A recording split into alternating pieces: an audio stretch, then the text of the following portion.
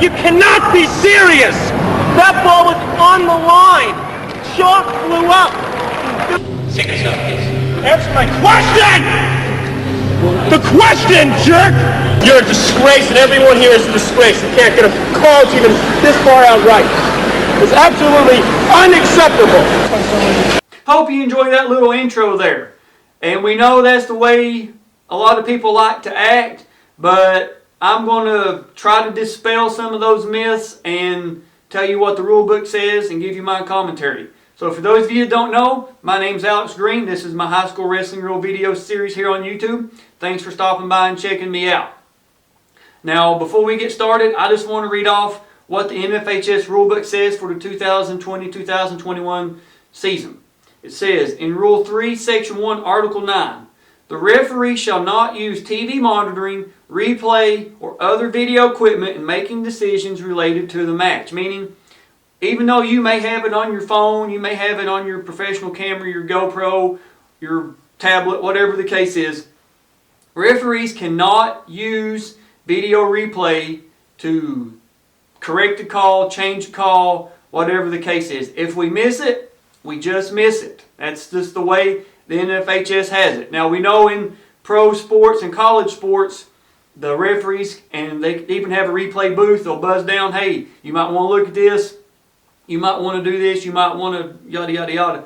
In high school athletics, we can't do that. Now, unless your state, your specific state governing body that is in charge of the high school, post-secondary athletics has informed you you are a pilot program or some type of forward-looking program into doing a video replay, every high school sport, spring, summer, fall, in every state, video replay is not authorized. That's just the way it is. Now that might change in a few years, but as of this video, as of February 2021, video replay in high school athletics is not permitted. So I'm going to give you just a short little commentary on how you can use your video that you may have your son or daughter or whoever think they may be cheated out or the referee totally missed it or whatever the case is, on how we can use that video for positive. So you got it on video. Good for you. Now, you could either be a complete punk and make a big scene out of it, and I'm going to put you on, like you seen in the intro, I'm going to put you on social media, you're going viral, you suck, you'll never referee again, da da da da da. In the heat of the moment, we know that's an easy response, but let me kind of give you a better approach to go about it. If you do have video of what you think is your son or daughter, whoever you're there to watch, being cheated by a referee, or you think they just totally missed the call, we know that it's real common for people to say, well, I'm going to send this into the state association, I'm going to send this into the commissioner, I'm sending this to the governor, this person will never referee again in this state. Okay, fine. If that's the way you want to go about it, be my guest. We know nowadays sharing videos is so much easier than before, having to get a copy of the tape or the DVD, send it in that way, and wait a few weeks, call every day. Hey, did you get a chance to watch my son getting cheated out of the 195-pound weight? Don't do that. Get with an official that's been around the sport for a while. Contact the state association. Say, hey, this is what happened. I ain't trying to complain. I just want to help. Send that video to the officials association for whatever sport. Basketball, football, baseball, wrestling, volleyball, whatever sport it is. It doesn't have to be just wrestling. This is a blanket for all high school athletics. And say, hey, this is what happened.